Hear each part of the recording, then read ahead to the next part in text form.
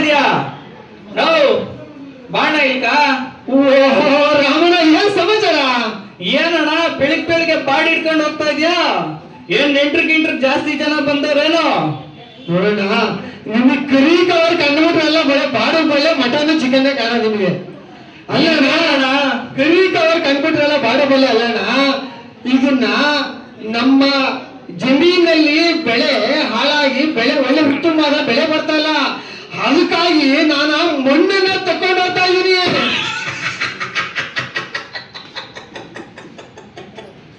ಒಳ್ಳೆ ಜೋಕ್ ಹೇಳ್ದೆ ನೋಡು. ಮಣ್ಣನ್ನ ತಗೊಂಡೋಗಿ ಏನಣ್ಣ ಮಾಡ್ತೀಯಾ?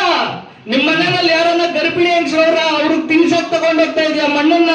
ಅಣ್ಣ, ಇದು ಹಳೆ ಕಾಲ ಅಲ್ಲ, ಬಸ್ರಿಸಿ ಒಳಸಿಂದು ಡೆಲಿವರಿ ಆಗೋ ಕಾಲ ಅಲ್ಲ ಇದು. ನೋಡಿ, ನೀವು ಅದೇ ತಪ್ಪು ತಿಳ್ಕೊಂಡಿರೋದು. ನಾವು ಇದನ್ನ ನಮ್ಮ ಫಲವತ್ತತೆ ಎಷ್ಟಿದೆ ನಮ್ಮ ಜಮೀನಲ್ಲಿ ಅಂತ ಹೇಳ್ಬಿಟ್ಟು ಮಣ್ಣನ್ನ ಪರೀಕ್ಷೆಗೆ ನಮ್ಮ ಕೃಷಿ ಇಲಾಖೆ ಕೊಡಕ್ ಹೋಗ್ತಾ ಇದೀವಿ. ಅದನ್ನ ಮಣ್ಣಿನ ತಟ್ಟ ನಾನು ಪರೀಕ್ಷೆ ಮಾಡಿಸ್ತಾ ಇರ್ತೀನಿ. ನೀವು ಪಾಠ ಏನೋ ಒಂದ್ ಸ್ವಲ್ಪ ಹೇಳ್ಬಿಟ್ಟು ಮಾತಾಡ್ಕೊಂಡ್ ಬಂದ್ರೆ ಸ್ವಲ್ಪ ಇನ್ಫಾರ್ಮೇಶನ್ ಕೊಡ್ರಿ, ಆಯ್ತಾ? ಆಯ್ತಾಯ್ತಾ. ಹಾಗೆ ಈಗ ಮಣ್ಣಿನ ಪರೀಕ್ಷೆ ಅಲ್ಲದೆ ನಮ್ಮ ಈ ಫಸಲು ಏನೇ ಬಂದಿರ್ತಕ್ಕಂಥ ಬೆಳೆ ಹಾನಿಯಾಗಿರೋದಕ್ಕೆ ನಮ್ಮಲ್ಲಿ ವಿಮೆ ಸೌಲಭ್ಯನೂ ಸಹ ಇದೆ. ಅದನ್ನು ಸಹ ಆ ಒಂದು ಫೆಸಿಲಿಟಿಯನ್ನು ಸಹ ನಮ್ಮ ರೈತರು ಉಪಯೋಗಿಸ್ಬೇಕು. ಅಂದ ಹಾಗೆ ಮೊನ್ನೆ ನಮ್ಮ ರಾಮಣ್ಣ ರಾಗಿ ಬೆಳ್ಬಿಟ್ಟು ಲಾಸ್ ಆಯ್ತು ಅಂತ ಹೇಳ್ಬಿಟ್ಟು ಮಳೆ ಜಾಸ್ತಿ ಆಯ್ತು ಅಂತ ಅಂದ್ರಲ್ಲ ರಮಣ, ಅದು ಏನು ಗೊತ್ತಾ? ನೋಡಿ, 700ರಿಂದ 800 ರೂಪಾಯಿಯನ್ನ ವಿಮೆ ಮಾಡಿಸಿದ್ರೆ 1 ಎಕರೆಗೆ 40,000 ರೂಪಾಯಿ ನಮ್ಮ ಸರ್ಕಾರ ಖಾತೆಗೆ ಜಮಾ ಮಾಡುತ್ತೆ. ನೋಡಿ, ಈ ತರ ಬೆಳೆಗೆ ವಿಮೆ ಮಾಡಿಸ್ಬೇಕು ನಮ್ಮ ರೈತರು. ಹಾಗೆ ಅಲ್ಲದೆ ಎಲ್ಲ ಕೂತ್ಕೊಂಡು ಅಲ್ಲಿ ಮರದಾಗ ಸುಮ್ಮನೆ ಕೂತ್ಕೊಂಡು ಹಾಟೆ ಹೊಡಿತಾ ಇರ್ತಾರೆ. ಅವ್ರಿಗೆಲ್ಲ ನಿಮ್ಮಂತವ್ರು ಸ್ವಲ್ಪ ಮಾಹಿತಿಯನ್ನ ಕೊಡ್ಬೇಕು. ಈಗ ಹೇಳಿದ್ರಲ್ಲ ಕವರಲ್ಲಿ ಮಣ್ಣಿರ್ಕೊಂಡು ಹೋಗ್ತೆ ಅಂತ, ಅದ್ರ ಬಗ್ಗೆ ಸ್ವಲ್ಪ ಇನ್ನೂ ಮಾಹಿತಿ ಹೇಳ್ತೀನಿ. ಅಂದ ಹಾಗೆ ಈಗ ನೋಡಿ, ಒಂದು ಟ್ರ್ಯಾಕ್ಟರ್ 1 ಎಕರೆಗೆ 1 ಟ್ರ್ಯಾಕ್ಟರ್ ತಗೊಂಡ್ರೆ ಅದ್ರಲ್ಲೂ ಸಬ್ಸಿಡಿ ಸಹ ಇದೆ. ಕರೆಕ್ಟ್.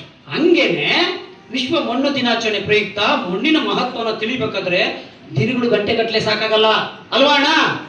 ಆದರೆ ಮಣ್ಣಿನ ಈಗ ಅಣ್ಣ ನಾವು ಗಾಡಿ ಓಡಿಸ್ಬೇಕಾದ್ರೆ ಸರ್ವಿಸ್ ಮಾಡ್ತೀವಲ್ಲ ಅಣ್ಣ, ಮಾಡ್ತೀನಿಲ್ಲ ಅಣ್ಣ?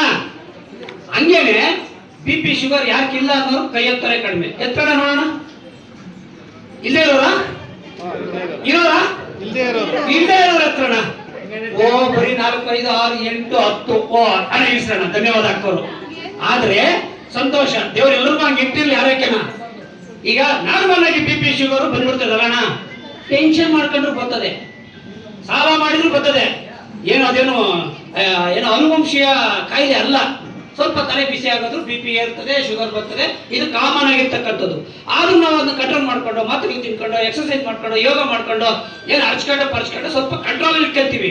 ಹಂಗೇನೆ ಭೂತಾಯಿ ಪಾಪ ಈಗ ಕೃಷಿ ಇಲಾಖೆಗೆ ಮಣ್ಣು ತಗೊಂಡೋಗಿ ಕೊಟ್ಟರೆ ವಿಜ್ಞಾನಿಗಳು ಮಾದರಿಯನ್ನು ಪರೀಕ್ಷೆ ಮಾಡಿ ಯಾವ ಬೆಳೆಗೆ ಯಾವ ಮಣ್ಣು ಸೂಕ್ತ ಅಲ್ವಾ? ಮಣ್ಣಿನಲ್ಲಿ ಇರ್ತಕ್ಕಂಥ 12 ಅಂಶಗಳ ಬಗ್ಗೆ ಮಾಹಿತಿ ವಿಶ್ಲೇಷಣೆ ಅಂದ್ರೆ ವಿಸ್ತಾರವಾಗಿ ಮಾಹಿತಿ ಕೊಡ್ತಾರೆ. ಅದು ಕಬ್ಬಿಣ, ಸತ್ತು, ಮ್ಯಾಗ್ನೀಷಿಯಮು, ಪೊಟ್ಯಾಷಿಯಮು, ರಂಜಕ, ಈ ತರದ್ದು 12 ಅಂಶಗಳ ಬಗ್ಗೆ ಸಂಪೂರ್ಣ ಮಾಹಿತಿ ಇದ್ದಾಗ ಏನಾಗ್ತದೆ, ಯಾವ ಬೆಳೆಗೆ ಯಾವ ಮಣ್ಣು ಸೂಕ್ತ. ಈಗ ಕಪ್ಪು ಮಣ್ಣನ್ನು ಬೆಳೆಯಕ್ಕೆ ಸಾಧ್ಯ, ಕೆಂಪಣ್ಣಲ್ಲಿ ಬೆಳಿಬೋದು, ಆದ್ರೆ ಫಲವತ್ತತೆ ಅಂದ್ರೆ ಹೆಚ್ಚು ಇಳುವರಿ ಬರ್ತದೆ ಬರಲ್ಲ. ಹಂಗೆ ಯಾವ ಮಣ್ಣು ಯಾವ ಬೆಳೆಗೆ ಸೂಕ್ತ ಅನ್ನೋ ಒಂದು ಮಾಹಿತಿ ಅದರಿಂದ ಗೊತ್ತಾಗ್ತದೆ. ನೋಡೋಣ, ಮೊನ್ನೆ ನಮ್ಗೆ ಯಾವ್ಯಾರು ಹುಷಾರಿಲ್ವಲ್ಲ ರಂಗಣ್ಣಂಗೆ, ಆವಾಗ ಆರೋಗ್ಯ ಭಾರತ ಆಯುಷ್ಮಾನ್ ಕಾರ್ಡ್ ಕೊಟ್ಟಿಲ್ವೇ?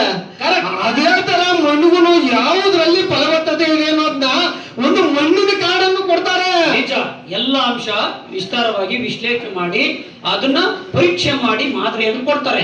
ಆವಾಗ ಆ ಬೆಳೆಗೆ ತಗೊಂಡೋಗಿ ಅಂತ ಬೆಳೆನ ನಮ್ಮ ಮಣ್ಣಲ್ಲಿ ಬೆಳೆದ್ರೆ ನಾವು ಉದ್ಧಾರ ಆಗ್ತೀವಿ. ಅದು ಬಿಟ್ಬಿಟ್ಟು ಅದು ಸತ್ವ ಕಳ್ಕೊಂಡಿರ್ತದೆ.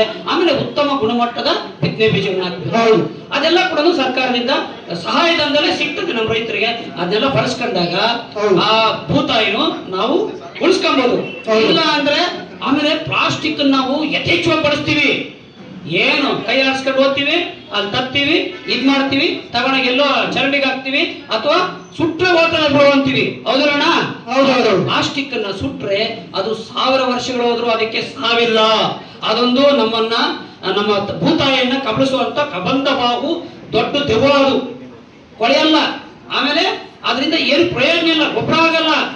ಆದ್ರೆ ಅದು ಸುಟ್ಟಾಗ ಡಯಾಕ್ಸಿನ್ ಅನ್ನು ವಿಷ ಬಿಡಬೇಕಾಗ್ತದೆ. ಆ ವಿಷದಿಂದ ನಮಗೆ ಉಸಿರಾಟ ತೊಂದರೆ, ಹೃದಯ ಸಂಬಂಧಿ ಕಾಯಿಲೆಗಳು, ಆಮೇಲೆ ನಮಗೆ ಕೀಲು ನೋವು, ಇನ್ನೊಂದು ಮತ್ತೊಂದು ಎಲ್ಲಾ ತರ ಕಾಯಿಲೆಗಳು ಒಕ್ಕರಿಸ್ಕೊಂಡು ನಮ್ಮ ಆರೋಗ್ಯ ಹಾಳಾಗ್ತದೆ. ಈ ತರ ನಾವು ಯಾವುದನ್ನ ಯಾವ ತರ ಬಳಸಬೇಕು, ಭೂತಾಯಿನ ಹೆಂಗ್ ಉಳಿಸ್ಕೋಬೇಕು, ಆಮೇಲೆ ಯಥೋತಥ ಕೃಷಿ ಮಾಡೋದು. ಬೆಟ್ಟದ ಸಾಲಲ್ಲಿ ಇದ್ದಾಗ ಇಳಿಜಾರು ಕೃಷಿ ಮಾಡಬೇಕು, ಇನ್ನು ಬೇರೆ ತರ ಕೃಷಿ ಹೊಂಡಗಳನ್ನು ತೋರಿಸ್ಕೋಬೇಕು, ನೀರು ಉಳಿಸ್ಬೇಕು, ಸ್ಪ್ರಿಂಕ್ಲರ್ ಸರ್ಕಾರ ಸಹಾಯದ ಕೃಷಿ ಇಲಾಖೆಯಲ್ಲಿ ಸಿಗ್ತದೆ. ಎಲ್ಲ ಮಾಹಿತಿಯನ್ನ ಇನ್ನೊಂದಷ್ಟು ತಿಳ್ಕೊಂಡಾಗ ಮಾತ್ರ ರೈತರು ಉದ್ಧಾರ ಆಗ್ತಾರೆ. ವೈಜ್ಞಾನಿಕ ರೀತಿಯಲ್ಲಿ ತಂತ್ರಜ್ಞಾನವನ್ನು ಅಳವಡಿಸ್ಕೊಂಡಾಗ ಇನ್ನೊಂದು ಯಥೇಚ್ಛವಾಗಿ ಬೆಳೆಗಳನ್ನು ಬೆಳೀತಾರೆ. ಆಗ ನಿರಾಳವಾಗಿ ಬದುಕನ್ನ ಸಾಗಿಸ್ಬೋದು, ಸ್ವಾವಲಂಬಿ ಬದುಕನ್ನು ಸಾಗಿಸ್ಬೋದು. ದೇಶಕ್ಕೆ ರೈತರ ಕೊಡುಗೆ ಅಪಾರವಾಗಿರ್ತದೆ ಅಲ್ವಾ? ಹೌದಣ್ಣ. ರಮಣ, ಇದುವರೆಗೂ ಲಿಂಗಣ್ಣ ಹೇಳಿದೆಲ್ಲ ಕೇಳಿಸ್ಕೊಂಡಣ್ಣ. ನಾನ್ ಕೂಡ ಮಣ್ಣನ್ನ ತಗೊಂಡ್ ಬರ್ತೀನಿ ನಮ್ಮ ಹೊಲದಲ್ಲಿಂದ. ನಾನು ಮಣ್ಣನ್ನ ಪರೀಕ್ಷೆ ಮಾಡಿಸ್ಕೊಂತೀನಿ. ನೀವು ಕೂಡ ಅಷ್ಟೇ ಮಣ್ಣನ್ನ ಪರೀಕ್ಷೆ ಮಾಡಿಸ್ರಿ. ಯಾವ್ದಕ್ಕೆ ಯಾವ ಬೆಳೆ ಹಾಕ್ಬೇಕು ಅನ್ನೋದನ್ನ ತಿಳ್ಕೊಳ್ಳಿ. ಅಂದಾಗೆ ಮಣ್ಣಿನ ಪರೀಕ್ಷೆ ಮಾಡಿಸಿದ್ದು ಇಷ್ಟೆಲ್ಲ ತಿಳ್ಕೊಂಡ್ರಿ.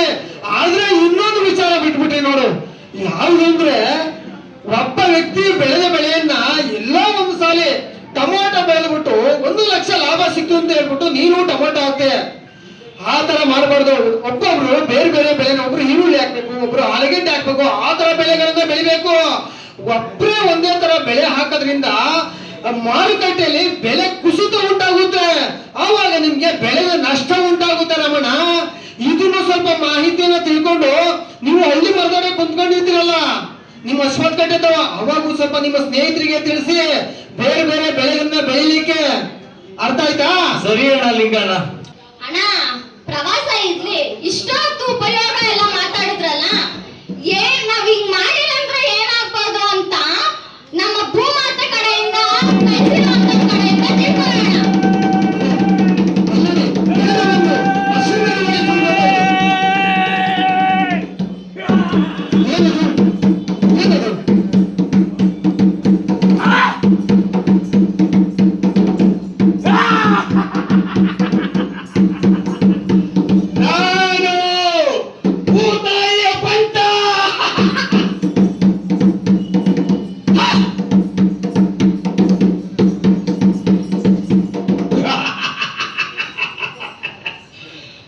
ನಾನು ಯಾರು ಅಂತ ಯೋಚನೆ ಮಾಡ್ತಾ ಇದ್ದೀರಾ? ಭೂತಾಯಿಯ ಬಂಟ ಅಲ್ಲಯ್ಯ.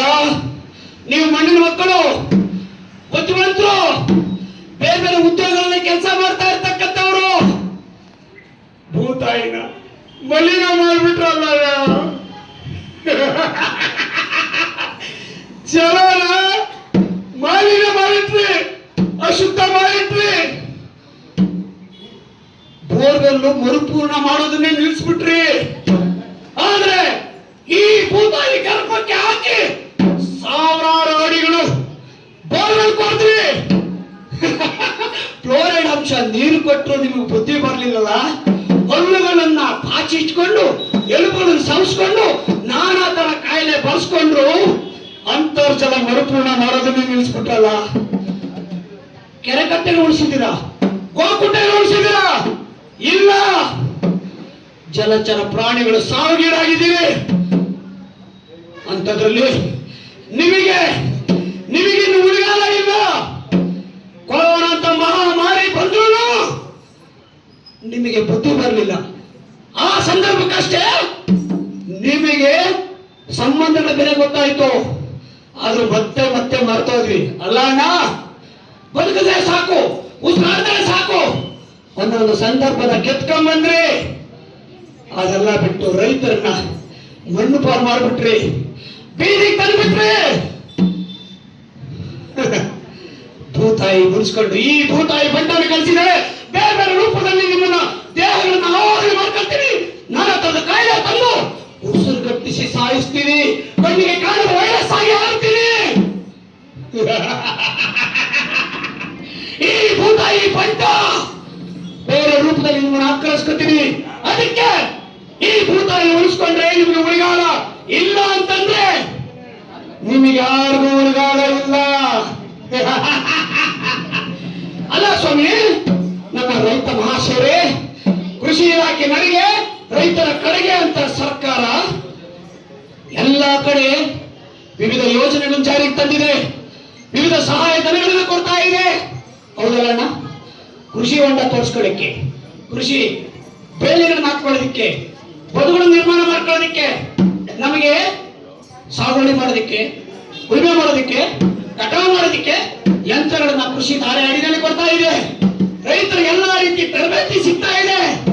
ಅದನ್ನ ಉಪಯೋಗಿಸ್ಕೊಂಡು ಸದ್ಬಳಕೆ ಮಾಡಿಕೊಂಡು ರೈತರು ಬೆಳಿಬೇಕು, ರೈತರು ಉಳಿಬೇಕು. ಇಲ್ಲ ಅಂತಂದ್ರೆ ದೇಶಕ್ಕೆ ಉಳಿಗಾಲ ಇಲ್ಲ. ನಾನು ಭೂತಾಯಿಯ ಭಟ್ಟ, ನಾನು ತನ್ನ ಕಾಯಿಲೆ ರೂಪದಲ್ಲಿ ಉಳಿಸ್ಕೊಳ್ತೀನಿ. ರೈತರ ಉಳಿಗಾಲವೇ ದೇಶದ ಉದ್ಧಾರ. ರೈತ ಪ್ರಾಣ ಹತ್ಯೆ, ಆತ್ಮಹತ್ಯೆ ಮಾಡಿಕೊಂಡ್ರೆ ನಮಗೆ ಯಾರಿಗೂ ಸಂಬಂಧ ಇಲ್ಲ ಅಂತ ಯೋಚನೆ ಮಾಡಬಾರ್ದು. ನೀವು ಕಂಪ್ಯೂಟರ್ ಮುಂದೆ ಕೂತ್ಕೊಂಡು ಎಸಿ ರೂಮ್ ಕೂತ್ಕೊಂಡು ಏನು ಬೇಕಾದ್ರೂ ಸೃಷ್ಟಿ ಮಾಡಬಹುದು.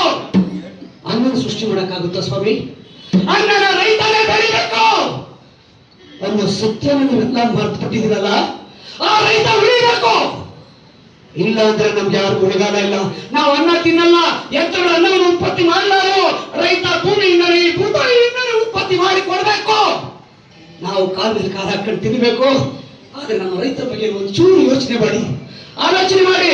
ರೈತರು ಉಳಿಸ್ಕೊಳ್ಳೋ ಕಡೆ ಈಗಾಗಲೇ ಸರ್ಕಾರ ಸಿಗ್ತಾ ಇದೆ, ಬೇರೆ ಬೇರೆ ಸಹಾಯಧನಗಳು ಸಿಗ್ತಾ ಇದಾವೆ. ಅದನ್ನು ಸದ್ಬಳಕೆ ಮಾಡ್ಕೊಳ್ಳಿ. ಹೆಣ್ಣು ಮಕ್ಕಳಿಗೆ ಸಾಕಷ್ಟು ತರಬೇತಿಗಳು ಸಿಗ್ತಾ ಇದೆ. ಸಂಘಗಳು ಕಟ್ಕೋಬಹುದು. ರೈತ ಉತ್ಪಾದಕ ಸಂಘಗಳನ್ನೇ ಕಟ್ಕೊಂಡು ನೀವು ಅಲ್ಲಿ ಸಿಗ್ತಕ್ಕಂಥ ಸಹಾಯಧನಗಳ ಮೂಲಕ ನೀವು ಕೂಡ ನಾವು ಗಂಡಸರ ಜೊತೆಗಿದ್ದೀವಿ, ದೇಶದ ಅಭಿವೃದ್ಧಿಯನ್ನು ನಮ್ಮ ಪಾಲಿಗೆ ಅನ್ನೋದನ್ನು ನೀವು ಸಾಬೀತು ಮಾಡೋದಕ್ಕೆ ಅವಕಾಶ ಇದೆ. ಇಂಥ ಸುಸಂದರ್ಭವನ್ನು ಬಳಸ್ಕೊಡಿ. ಕೃಷಿ ಮಾಡಿ. ಕೃಷಿತೋ ನಾಸ್ತಿ ದುರ್ಭಿಕ್ಷಂ ಅಂತಾರೆ. ಅಂದ್ರೆ ಕೃಷಿ ಬಿಟ್ರೆ ನಾವೆಲ್ಲ ಭಿಕ್ಷೆ ಬಿಡಬೇಕಾಗ್ತದೆ ಸ್ವಾಮಿ.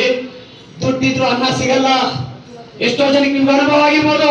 ಕೈಯಲ್ಲಿ ನೋಟಿ ಕಂತೆ ಇದ್ರು ಊಟ ಸಿಕ್ಕಿದ್ದಾಗ ಊಟದ ಮಹತ್ವ ಗೊತ್ತಾಗ್ತದೆ ಅಲ್ವಾ? ಅನ್ನನ ಹಾಳು ಮಾಡಬಾರ್ದು, ಅನ್ನನ ವೇಸ್ಟ್ ಮಾಡಬಾರ್ದು, ವ್ಯರ್ಥ ಮಾಡಬಾರ್ದು. ಅದಕ್ಕೆ ಕೈ ಮುಗಿದು ಪೂಜಿಸಿ ರೈತರನ್ನು ನೆನಕೊಂಡು ನಾವು ಅನ್ನವನ್ನು ಸೇವನೆ ಮಾಡಿದಾಗ ನಮಗೆ ಸಾರ್ಥಕತೆ ಸಿಗ್ತದೆ. ಅನ್ನದಾತ ನೆನೆಸ್ಕೊಂಡಾಗ ನಮಗೆ ಸಾರ್ಥಕತೆ ಸಿಗ್ತದೆ. ಇಲ್ಲದಿದ್ರೆ ಇಡೀ ಪ್ರಪಂಚಕ್ಕೆ ಬೇರೆ ರೂಪದ ಕಾಯಿಯಾಗಿ ಈ ಭೂತಾಯಿಯ ಭಟ್ಟ ನಿಮ್ಮನ್ನೆಲ್ಲ ಕಲಿಸ್ಕೊಳ್ತೀವಿ. ಇಷ್ಟು ಎಚ್ಚರಿಕೆ ಸಾಕು ಅಂತ ಅನ್ಕೊಂಡಿದ್ದೀನಿ. ನೀವು ಚೆನ್ನಾಗಿರಿ. ಬೇರೆ ಉದ್ಯೋಗ ಮಾಡ್ತಾ ಇರ್ತಕ್ಕಂಥವ್ರು ಚೆನ್ನಾಗಿ ಸಾಕೊಳ್ಳಕ್ಕಾಗುತ್ತೆ. ರೈತ ನಿರಾಳ ಆಗಿದ್ರೆ ದೇಶ ನಿರಾಳ, ರೈತ ಉದ್ಧಾರ ಆದ್ರೆ ದೇಶ ಉದ್ಧಾರ, ರೈತ ನಾಶ ಆದ್ರೆ ಇಡೀ ದೇಶ ಜೀವ ಸಂಕುಲನೆ ನಾಶ ಅಲ್ವಾ? ಇಷ್ಟು ಎಚ್ಚರಿಕೆ ಕೊಟ್ಟು ಹೋಗ್ತಾ ಇದ್ರೆ ರೈತರಿಗೆ ಮತ್ತೊಮ್ಮೆ ಮಗದೊಮ್ಮೆ ಜೈಕರನ್ನು ಹಾಕಬೇಕು. ರೈತರ ಅನ್ನವನ್ನ ಉಳಿಸ್ಕೊಳ್ಳೋ ರೀತಿಯಲ್ಲಿ ನಾವೆಲ್ಲರೂ ಪೂಜ್ಯ ಭಾವನೆಯಿಂದ ನೋಡಬೇಕು. ರೈತರನ್ನ ಗೌರವದಿಂದ ಕಾಣಬೇಕು. ಇದು ಕೊಡ್ತಾ ಇರ್ತಕ್ಕಂಥ ಕೃಷಿ ಇಲಾಖೆ ಯೋಜನೆಗಳು ಎಲ್ಲರೂ ಸದ್ಬಳಕೆ ಮಾಡ್ಕೊಳ್ಳಿ. ಎಲ್ಲ ರೀತಿಯ ಸಹಾಯಧನ ತಗೊಳ್ಳಿ. ಉದಾಹರಣೆಗೆ ವಿಮಾ ಸೌಲಭ್ಯ ಇದೆ. ಪ್ರಧಾನಮಂತ್ರಿ ಫಸಲ್ ಬಿಮಾ ಯೋಜನೆ ಅಡಿಯಲ್ಲಿ ನೀವು ರೈತರು 1 ಹೆಕ್ಟೇರ್ ಭೂಮಿಗೆ ಏನೋ ದ್ರಾಕ್ಷಿಗೆ 14,000 ರೂಪಾಯಿಯನ್ನ ವಿಮಾ ಕಂತನ್ನ ಪಾವತಿ ಮಾಡಿದ್ರೆ ನಿಮ್ಗೆ 2,80,000 ರೂಪಾಯಿಗಳವರೆಗೂ ಸಬ್ಸಿಡಿ ಏನೋ ವಿಮೆ ಸೌಲಭ್ಯ ಸಿಗ್ತದೆ. ರೈತ ಹಾಳಾದ, ಅತಿವೃಷ್ಟಿ ಆಯ್ತು, ಅನಾವೃಷ್ಟಿ ಆಯ್ತು ಅಂತ ಪರವಾಗಿಲ್ಲ. ಮಾವಿಗೆ 4,000 ರೂಪಾಯಿ ಹೆಕ್ಟೇರ್ಗೆ ಕಟ್ಟಿದ್ರೆ ನಿಮಗೆ 80,000 ರೂಪಾಯಿವರೆಗೂ ಕೂಡ ವಿಮೆ ಸಿಗ್ತದೆ. 6,350 ರೂಪಾಯಿ ದಾಳಿಂಬೆಗೆ ಕಟ್ಟಿದ್ರೆ 1 ಹೆಕ್ಟೇರ್ಗೆ 1,27,000 ರೂಪಾಯಿ ನಿಮ್ಮದಾಗ್ತದೆ. ಈ ತರ ಎಷ್ಟೋ ಸವಲತ್ತುಗಳು, ಸೌಲಭ್ಯಗಳು, ಯೋಜನೆಗಳಿದಾವೆ. ಕೃಷಿ ಇಲಾಖೆ ನಡೆಗೆ ನಮ್ಮ ರೈತರ ಕಡೆಗೆ, ಕೃಷಿ ಇಲಾಖೆ ನಡೆಗೆ ರೈತರ ಕಡೆಗೆ. ಕೃಷಿತೋ ನಾಸ್ತಿ ದುರ್ಭಿಕ್ಷಂ ಮರೆಯಬೇಡಿ, ಮರೆತು ಸುಮ್ಮನೆ ಹಾಗೆ ಇರಬೇಡಿ. ರೈತರಿಗೆ ಜೈ, ರೈತರಿಗೆ ಜೈ, ಅನ್ನದಾತ